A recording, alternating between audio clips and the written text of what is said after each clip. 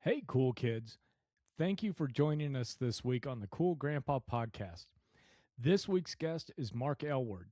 Mark is a returning guest. We had him on about a year ago, and I've invited him to come back on to talk to us about some of the things that can trip us grandpas up. Now, some of these things could be just some items of self-sabotage for various reasons. Sometimes we can struggle trying to get through a divorce. Sometimes we might struggle with just self-identity as we move from being fathers into grandfathers, or we move from different aspects of our work life into other parts of our work life. So Mark is here to help me discuss and talk through some of the things that he does to help encourage successful men move through some of these roadblocks in life. I would like you to go through and check out the Cool Grandpa podcast store. Now, I've got polo shirts, ball caps, all that kind of stuff. It's over in the store. I'll put a link into the show notes. And another way that you can help support the podcast is go to buymeacoffee.com/coolgrandpa. And that way you can make a donation and help support the podcast. So without further ado, let's jump into this conversation with Mark. Hi, Mark. Welcome back to the Cool Grandpa podcast. I'm happy that you've come back on to talk to us. Yeah, well, I'm so happy that you invited me back, Greg. I really am looking forward to this. Good to see you again. I'm glad you're doing well. Well, thank you. And I had this idea probably around the end of last year, the first part of this year, looking around a little bit about and wondering what is it that men do when we're in our 40s and 50s and 60s as we go through transitions that we end up sometimes going down and doing self-sabotage and making unnecessary mistakes or unforced errors if you're a tennis fan. Yeah, or a sports fan of any kind. Right. Yeah, well, I mean, is the question, why do I think that happens? Yeah, why do you think that happens? And then also one with the self-sabotage, but then the other part too is how do you help people manage through these transitions? Because it feels like there's a lot going on in those years, in those decades, where from the outside, maybe it doesn't seem like it's that much. Well, I tell you, it's funny. The one of the exercises I was recently doing and is kind of iterating around this notion of how do I help men? Because I am in the business of helping men in transition from a career of helping people advance in their careers. And to me, it's all the same conversation. But as I was ideating with Claude, with AI, about describe to me, now that you know more about me and who I am and who I serve, what kind of phrases could I use? What kind of things do I want to be known for? And we can come back to that when we talk about, how search engine optimization has become a whole new thing. But I've got some phrases here. How do I rebuild after losing my identity to my career? I got laid off at 52. Where do I even start? How do I stop feeling stuck after my divorce?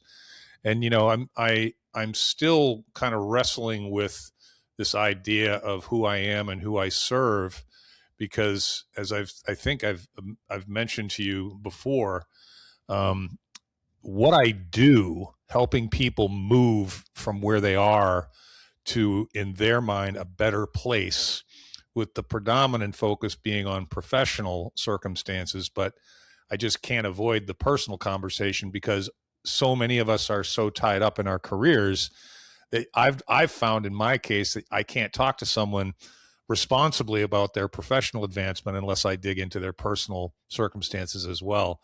And it's very helpful. I think part of it is society, kind of what we were talking about earlier. I think we brought the women's movement into the world, and we talked a lot to women about what that was going to look like in the 70s and between now and then. But I don't think anybody ever had a conversation with men saying, well, this is what it means for you guys. So I think there's been a bit of an identity crisis. And this is not me speculating. This is data. The statistics on men and things like divorce, imprisonment, addiction, depression, anxiety. I mean, pick a traumatic lane, and the data shows that men are worse off. And so I think that's part of it. The cultural, what is a man? What is a woman? Like, I don't remember ever having that conversation when I was in my 20s or 30s and my 40s for that matter. I think the other thing is, and that's a big one, right? That's the external world telling us things that aren't necessarily true about us. And we, as flawed, imperfect men, we accept some of those opinions, even though we shouldn't, because there's pressure there. And it's consistent. It's messaging. It's TV. It's social media. It's everything. And then I think the other thing is kind of what you alluded to in your pregame notes that you sent me about what we might talk about. And that is this whole idea that we age, and aging reminds us of our frailties. I've had many conversations since I turned 60. I had a panic attack on my 60th birthday. I've never had a panic attack in my life. And I guarantee you that at least part of the impetus behind that was me kind of wallowing in my own mortality. Like, I'm not 20 anymore. I'm 60, and when I watch people play basketball, I often say, you can't do that anymore. Oh, shit, and then the day-to-day stuff, getting up out of a chair, getting into your car, mowing the lawn, anything that taxes you physically that used to be something that you did without even thinking about it. It now comes with the cracking of a bone and the Rice Krispie sounds or the big guffaw. Like, my son will say, Dad, what's with the big sigh? I'm like, I'm just getting up off the couch, dude. So I think that, one of the things, not to jump the fence, but one of the things that I do to solve this is, among many other things, it's all internal work, Greg. It's all prayer, meditation, self-talk, relaxation, exercise. It's all internal controls, which I think is wonderfully positive because those are things we can control. The problem is those are all things that you do that don't work unless you do them consistently over long periods of time. So if you take time off from them or you're not showing up consistently to them, their efficacy fades. But I've taken the position that I think that I expect to have to do this work and to want to do this work for the rest of my life, because when the world comes and says you're getting older, I need some defense mechanisms for that. And I think that the external voices, you got to figure out how to dismiss those. Living a life of comparison to anyone else is a miserable existence. And then you have to find, in my humble opinion, you have to find the internal controls that suit you. Some people like to walk. Some people like to ride their bike. Some people like to swim. They all can be free. They all can be very little time consumption. I think those are two prerequisites for me. I like to get them out of the way first thing. Otherwise, I tend to not get to them later on if I put them off. So to your point earlier about our podcast framework, there's a framework for this stuff too. And you got to build your own. And you got to try. I've tried a number of things and I've left some things on the wayside and I've kept some things for years. And I find that I don't know how anybody, or certainly any man in middle age or later, could really be hopeful and optimistic and happy without some sort of internal control framework that they do on a consistent basis. Yeah. And I'm wondering too about that when I'm looking at this age range of kind of 40-ish, 50s and 60s, because we're a little bit further along in careers, maybe family a little bit. Do you think maybe sometimes we're looking around for issues, and when we can't find something immediate, we start creating that, or we bring on tensions that we don't need to? Sure. Yeah. I mean, there's a lot of ways to say that, I suppose. But yeah, I mean, I think that one of the funny things that I say often, it's not my line. I can't remember who I first heard it from, but it's something along the lines of, if I talk to other people like I talk to myself, I'd be in jail, you know? And I think that's kind of an insight into human nature. And I don't know if that's more of a man thing than a woman thing. I suspect it's a human thing, but maybe men do it more than women. Because the other thing that we have going on, Greg, and you know this, is all along, even though society has tried to rebuild the definition of what a man is, and hopefully unsuccessfully, there's also still this hypocritical expectation that we're just supposed to solve stuff and fix stuff and make stuff better. And we're not supposed to complain or emote or whine or anything. So there's a tremendous amount of pressure that we then, I think, to your point, put on ourselves to fulfill these expectations, when some of them we're probably better off just dismissing them and not taking them on as our responsibility. But society, you know, to this day, you know, you can say all you want that men should be able to show their emotions, but most men are going to tell you, yeah, that's probably true conceptually, but I'm not going to do it, you know, because I don't want to get insulted or embarrassed or be thought less of. And that's why I like it when you see these warriors, these, you know, ex-Navy SEALs and special forces guys coming into the emotional space, because it's like, well, there's nothing not tough about that guy. Right. Well, and it's interesting you bring that up, because I think probably from just whether it's biologic or psychological, whatever it is, I feel sometimes that, especially with men, when we get emotionally vulnerable, it is a vulnerability. And there is something behind it where it's like, hey, if I share this, if I express this, whatever, it can be used against me. And yeah. And I've gotta, it makes me think of a couple things. When I first started sharing my vulnerability online, it's been a few years now. And then I just started, once you do it, you just go all in. It's like, hey man, nobody's saying anything other than thank you for sharing. You know, it's like that. I tell people about public speaking, and I'm not a great public speaker, but I've done a few of them, that, you know, when you're sweating and you're shaking and you have to go to the bathroom and you forget your lines and your eyes start twitching and your muscles start, I mean, you think the whole world sees your vulnerable, self-loathing self. Most of the people in the audience are congratulating you for being brave enough to go up there, you know? So I think that's what I've found in terms of vulnerability. The other thing that, you know, my father he raised me on a number of different principles, but one of his favorite sayings is, if you're not being taken advantage of every once in a while, you're not being kind enough to people. Mm-hmm. And I think the only thing that you really need to figure out how to protect yourself against is being taken advantage of by the same person twice.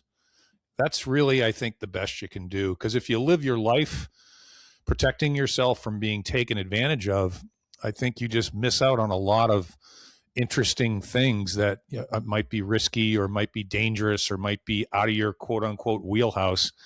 That's where most of the fun is. That's where most of the progress is, at least in my experience. So don't do that. Well, I appreciate you sharing that, because I think along those lines too is when you can find a group of people that are willing to share and be vulnerable with each other, then you've got the close relationships that we all need.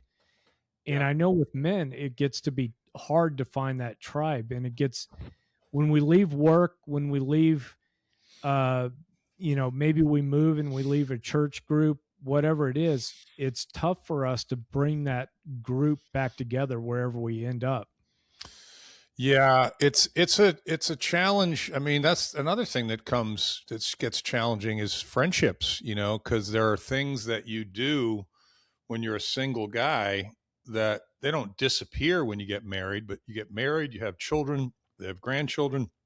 The world gets more and more busy, and you lose touch, at least I have, with the 5 or 6 guys that you used to do everything with. And particularly when all 5 or 6 of those guys, or 4 or 5 of those guys, however many you have, they all live in different states, you know, so it's now logistically challenging as well as time challenging. But yeah, I think that there's another study. It's referred to as the Harvard study of men, but it has a more technical name, and the technical name includes the founder of the movement. And I'll get some of these dates wrong, but they're close. 1933, 1935, this guy started gathering data from interviewing men about their happiness and their aspirations and their lives and so on. And so in 2026, we now have almost 100 years of data.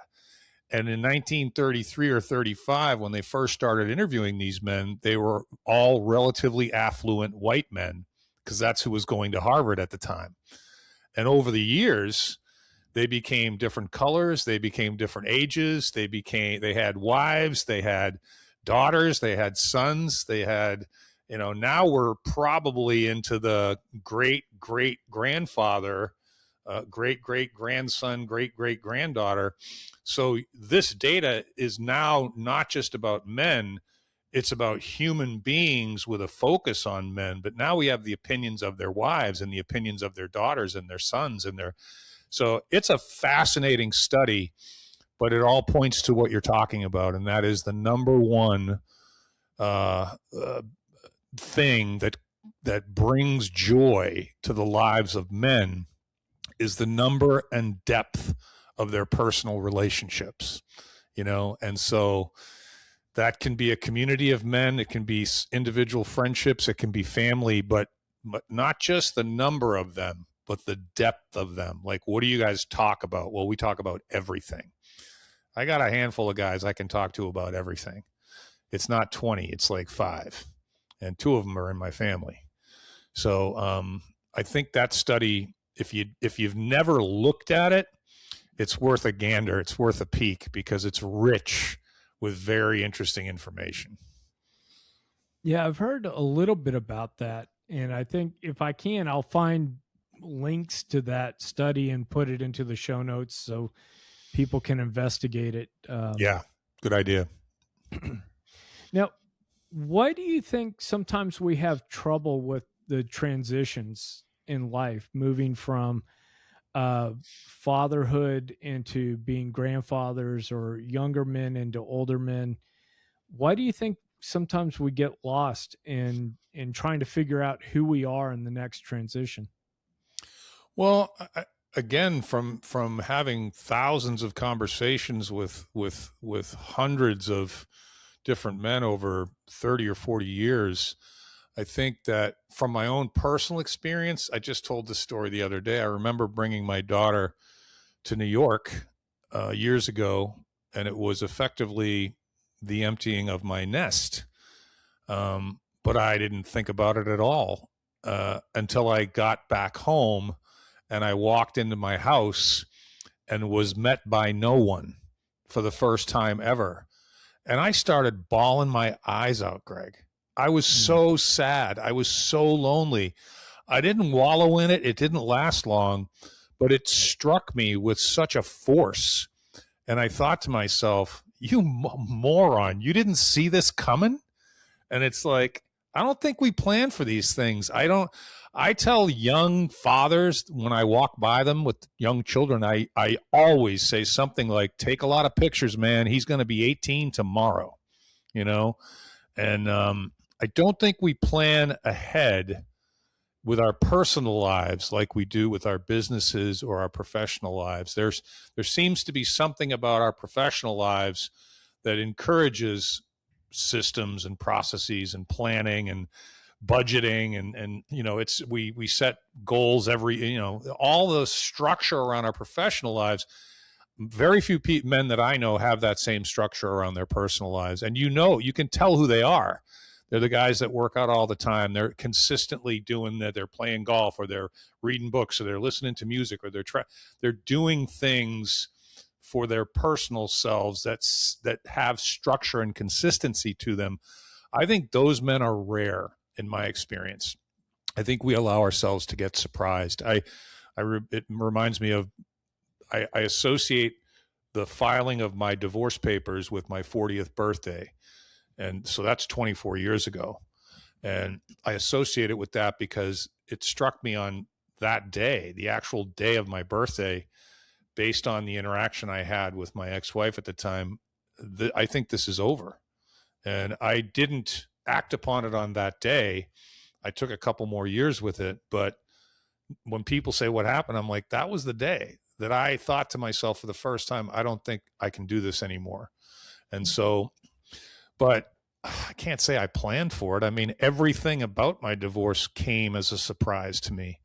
The reaction to it, the expectations, the attorneys, the judges, the people, family, friends, everything was a surprise. I mean, some of this stuff you can't prepare for, but some of it you can, and we don't. Sure. Well, in our conversation before we started recording, you had mentioned working on a book and working towards, I think, kind of niching into helping support men that are going through divorce get some scaffolding and get some systems in place. What are some of the things that you help these executives and you help some of these people do as they're going through, whether it's a divorce or something else that causes an upheaval in their life? Or maybe you identify it for them because they come to you saying, hey, something's off and I don't know what it is.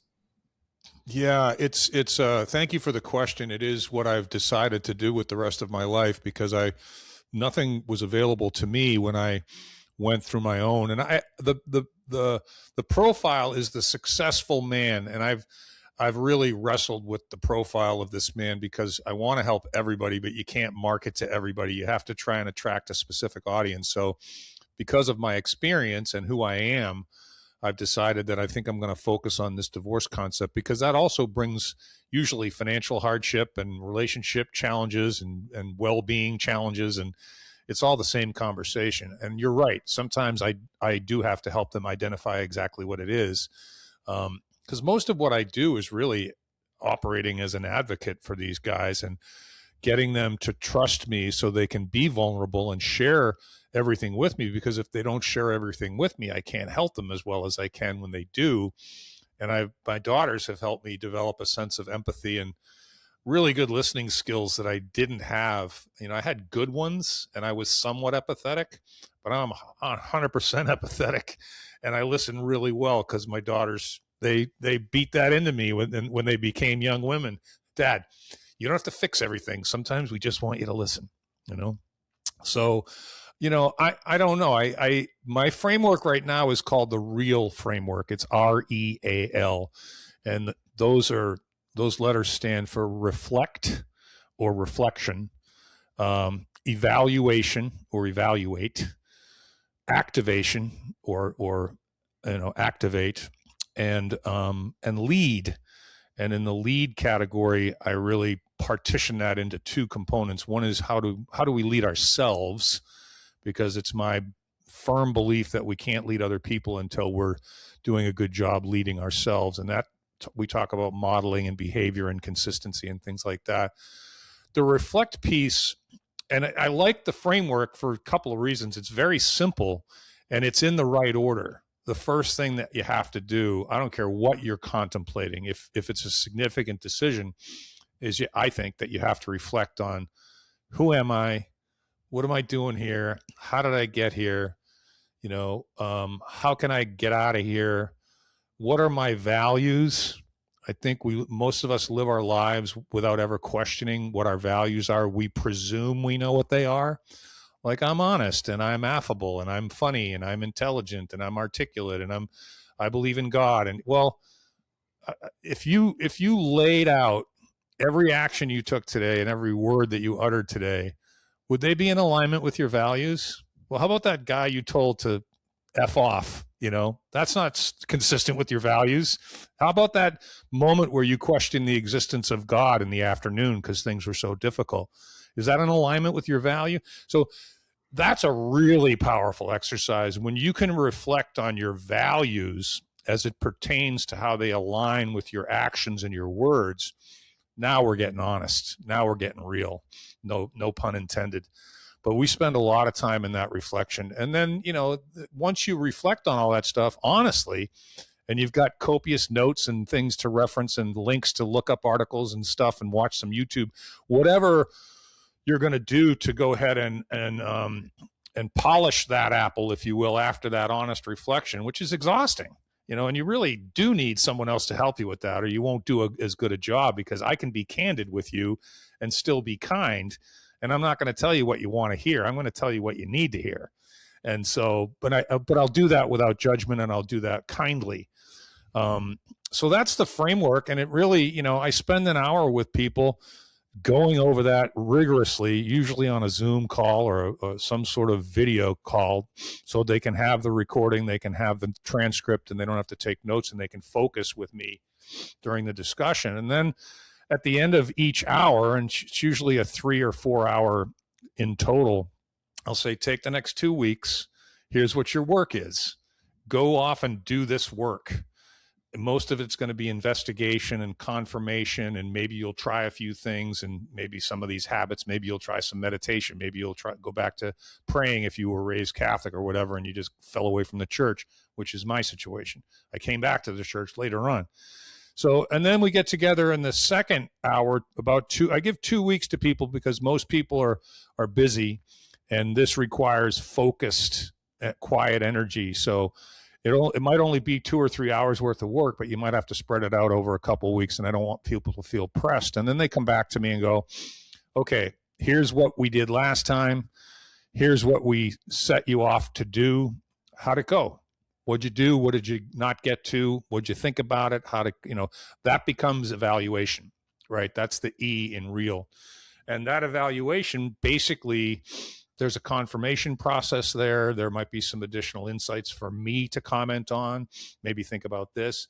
So it's some reflection, but it's mostly evaluation. And then 2 weeks go by after giving that kind of homework, if you will. I got to find another word for that. Homework is not a good one, because that's not what it is. But it's looking into yourself. It's being honest with yourself, with some direction from somebody who's practiced at this and cares. And then we start to activate things, which is, okay, what are you going to do? What are the actionable things that you're going to do? And the challenge I have with that is I have this enthusiasm for this work, and I have a tendency, when I get into that phase, to want to tell everybody everything that's on my mind. And as humans, we are not good at remembering more than 1 or 2 things at a time. So I have to figure out a way to spread that out over probably a couple more mini sessions, rather than just give people, here are the 15 things that you're going to do in the next 30 days. Yeah, right. So that one's an interesting, because I know the data supports, Greg, that, and you probably know this from your work, but the data supports the notion that if someone teaches you something, or even if someone just reminds you of something that you've forgotten, which happens more often than we learn, if you don't begin to reinforce that with behavior and words and reflection and journaling, whatever you choose for that reminder to be, within 24 hours, your retention drops to like 25%. But when you reinforce it 24, 48, 72 consistently after that, your retention can go up as high as 75 or 80%. So it's a massive difference. And so I've really become aware that what I do for people is way more than just information. It's way more than just suggestion. It's implementation, it's accountability, it's consistency, it's reminders. The old adage, if you're trying to get yourself to the gym every morning at 6:30 just to get your workout in, there's a lot of things that can get in your way. But if you agree with a buddy to meet at 7:00 at the gym, you're going to make it just so you don't disappoint him. So the power of that magnifies. So in the activation phase, we do a lot of kind of accountability talk, like, how are we going to get this to stick?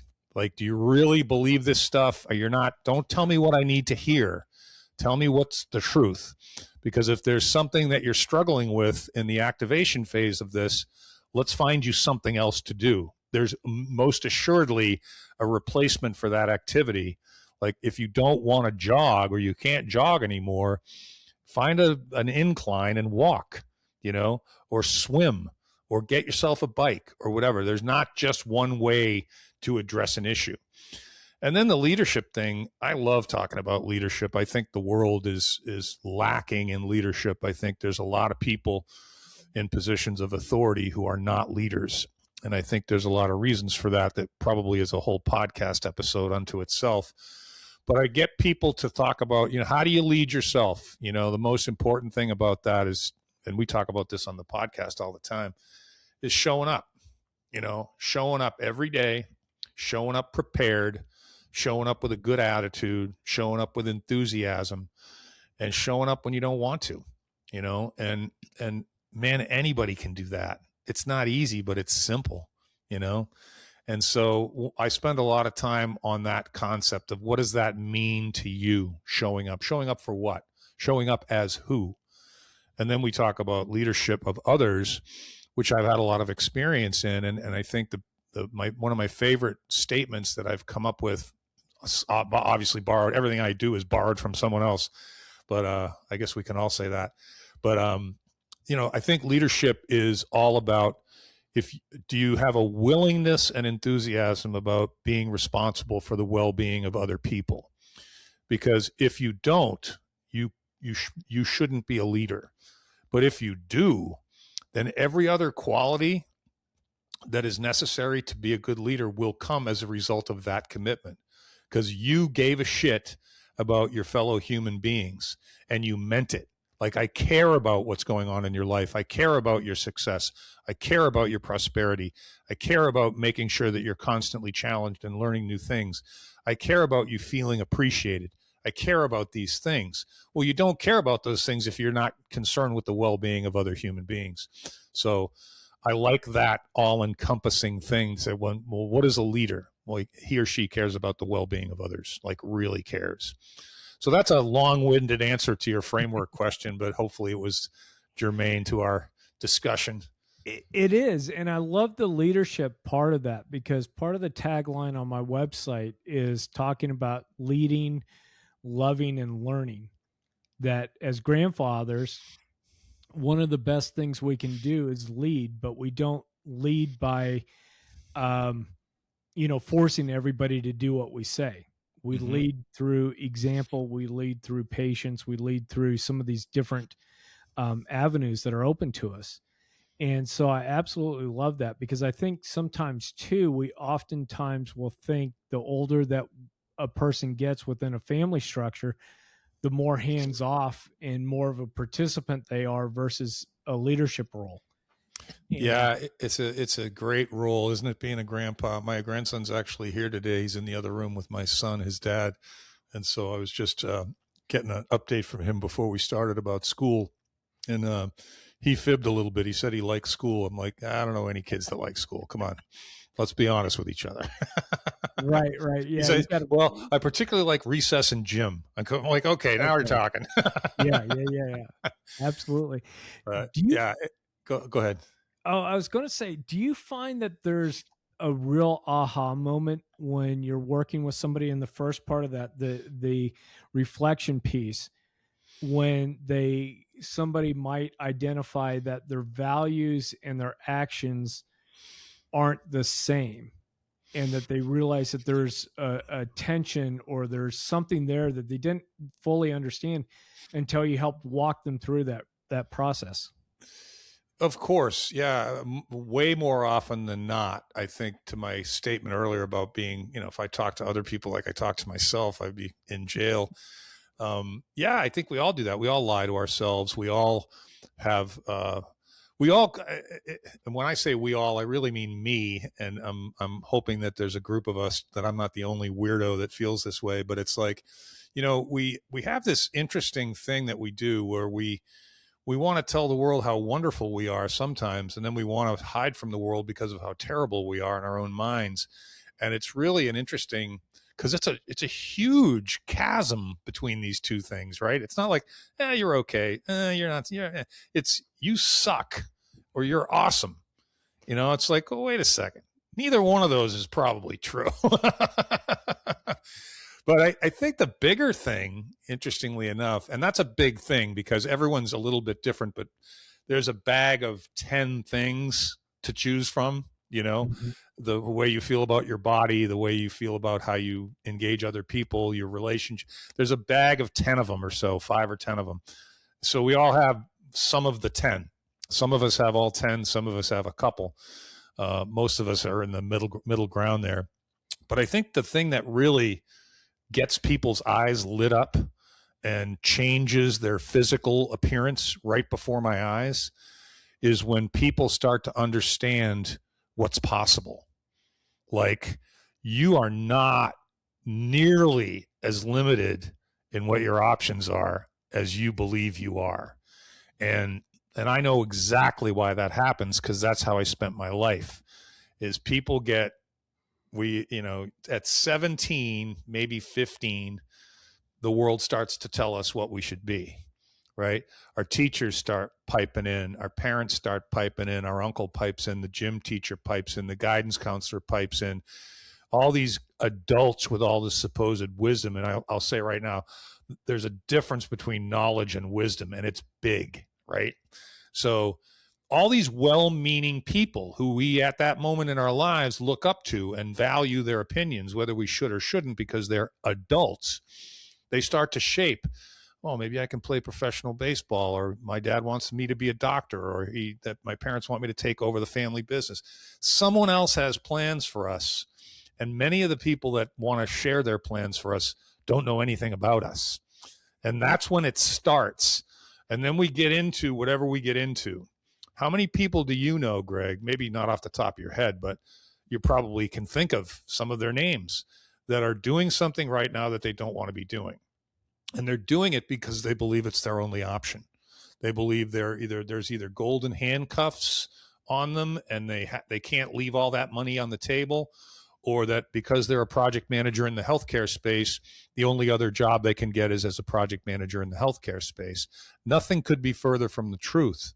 I think 80% of our skills, no matter what you do, are transferable to almost any other job.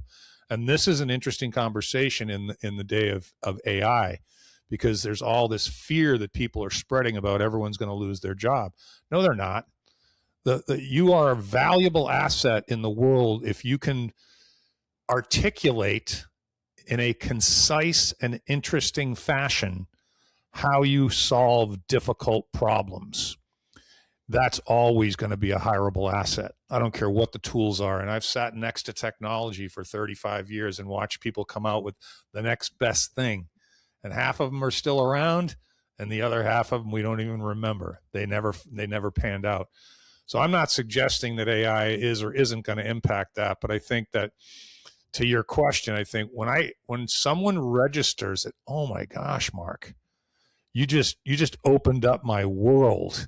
Like, you just gave me permission to dream bigger.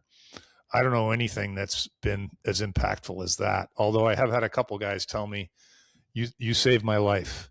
And I think it was because I brought them from a feeling of dread and uncertainty and cloudy, unclear, not knowing, anxiety of the unknown, kind of, to hopeful optimism, not just based on sunshine and moonbeams, based on reflection, evaluation, activation, and leadership in a very concrete manner. Like, it's not just you should dream bigger. It's, here's exactly what that means, right? Context.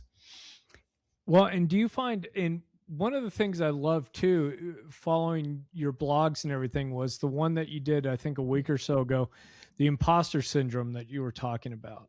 And this feels like it ties into that, to an extent, that as we get older, sometimes we build up this false image of ourselves that other people know are faults.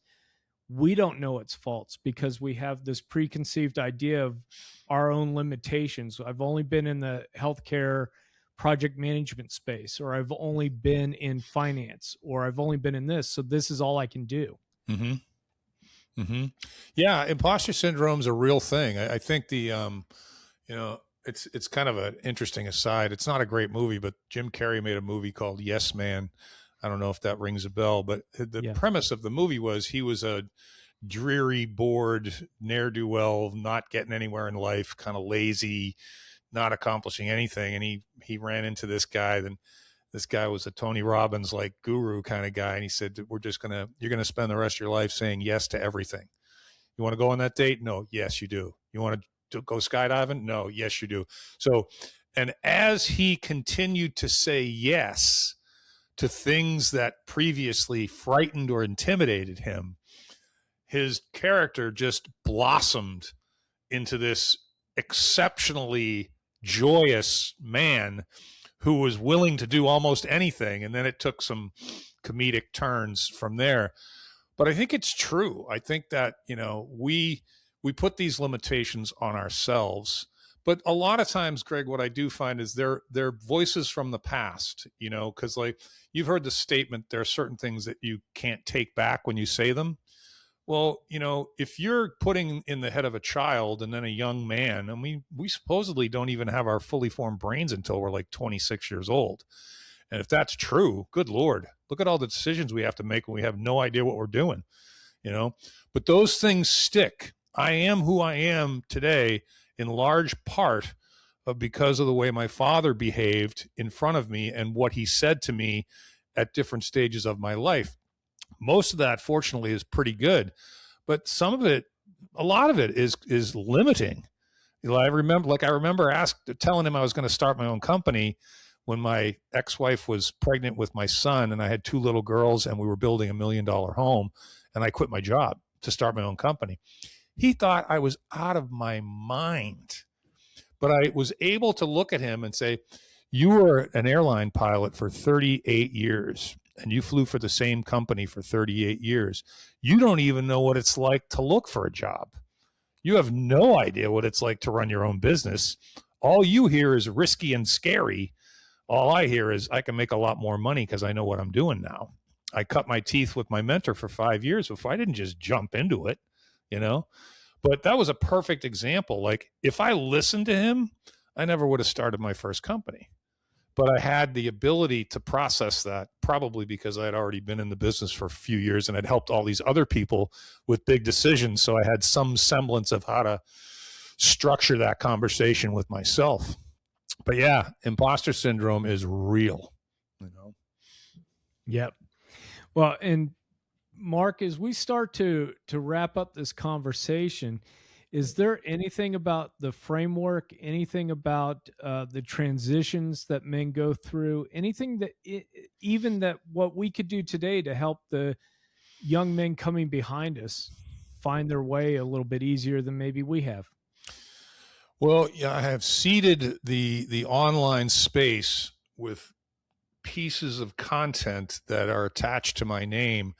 And I think that my website, which is markaylward.com, it's my name, I own the domain, my LinkedIn profile, which if you type in my name, I think I pop up in the first spot on LinkedIn because my name is rather unique and it's an English name. So it's very unique in the States, but you'll find a few of them in the UK.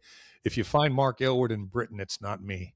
And then I have a YouTube channel that I don't really optimize, but all the content on there is about professional development, career development, leadership, negotiation, selling, running your own business, everything to do with the stuff that I've done.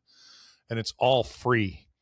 And I think that if anything that I've said resonates, or the way that I said it resonates with anyone listening, or they know of anyone that they love, a son, a father, an uncle, a brother, whatever, a husband, I think that if you were to take 15 or 30 minutes and just go over some of my stuff, you would find out very quickly, I want to hear more from this guy, or I'm not terribly interested in hearing more from this guy. So that's an easy investment of time. And I'm surprised at how many people don't take me up on that. But I think that it's because life gets busy. And the stuff that we're talking about right here, Greg, it takes a little bit of courage to reach out to a guy like me. It takes a little bit of courage to decide, I don't like the way things are right now, and I'm going to do something about it. Because it's amazing how much we can tolerate if we make ourselves tolerate it, because change is hard. But I think you'll find that you can trust me. I think you'll find that I have a particular worldview that either works for you or it doesn't. I'm very consistent, I believe. And then I even engage people before I work with anybody. I spend 30 minutes on the phone with them. And you can get on my calendar in a variety of different places, all the sites I just named. And that's basically where we spend 30 minutes, and I take my decades of recruiting experience and interviewing, and I very quickly get to the bottom of what's challenging you, and very quickly can say to you, here are my observations. This is what I think we can work on. This is what I think I can help with.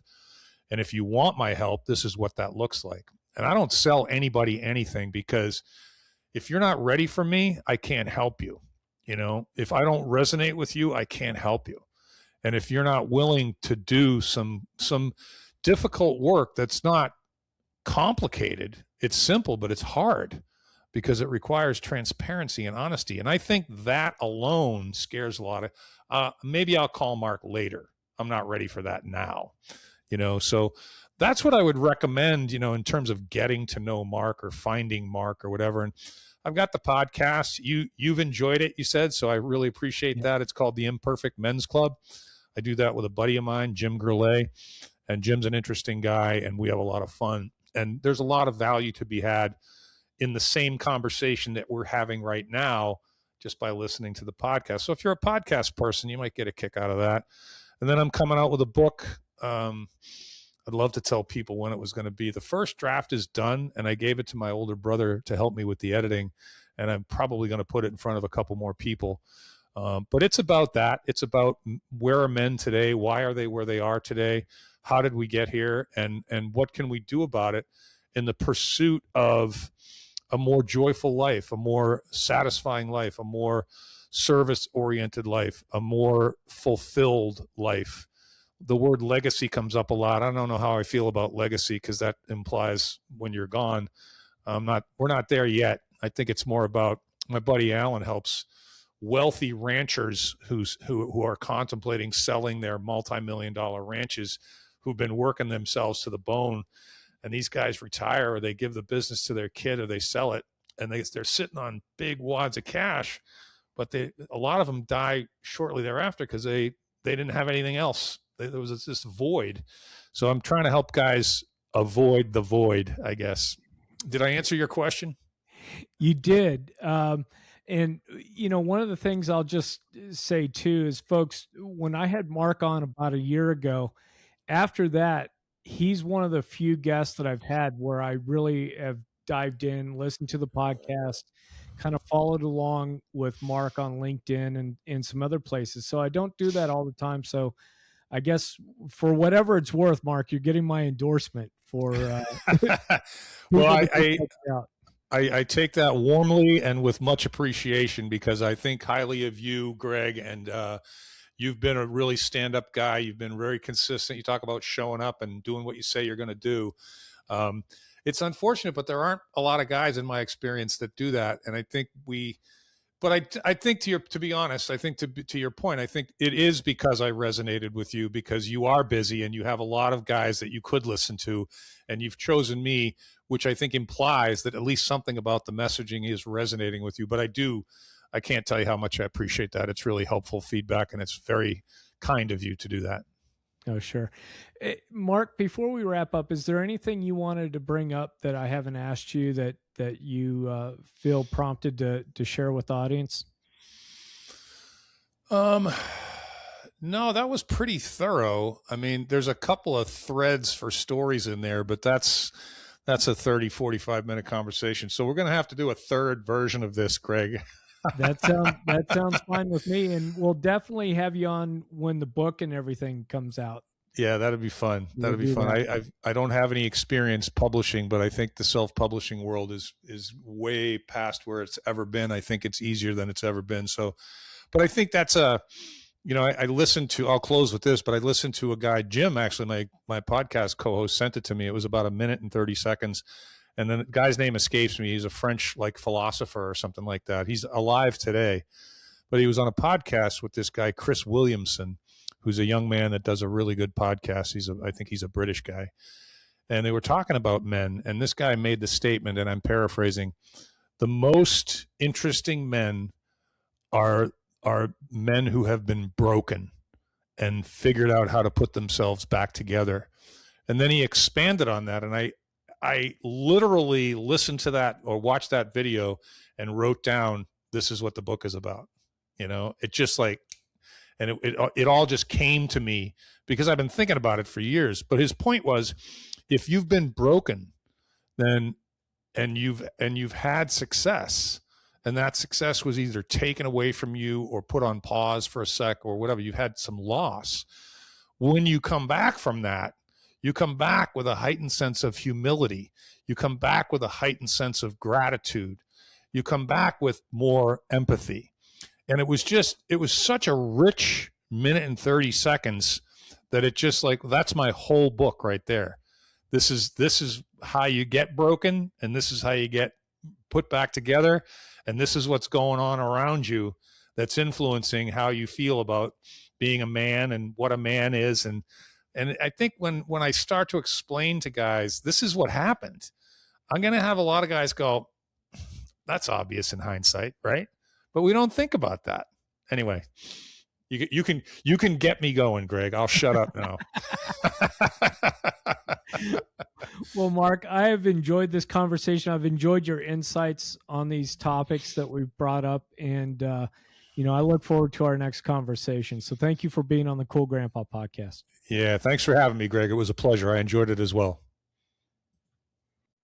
I had a blast having Mark back on. It's really great sometimes to be able to sit down, think through some different ideas, some of the hiccups that we might have, and some of the more serious tones that we have that we end up dealing with in our lives. I guess tone's not the right word, but items, issues, things that might keep us up at night, or things that we think through when we're shaving in front of the mirror. Anyway, I want you to be sure to check out Mark's podcast, The Imperfect Men's Club. I also want you to make sure that you go over to markaylwood.com and check out all the good things that Mark has going on over there. And if Mark's a good fit for you to help you work through something that's maybe slowing you down in life, be sure to reach out to him. Tell him you heard about him and his wonderful work on the Cool Grandpa podcast.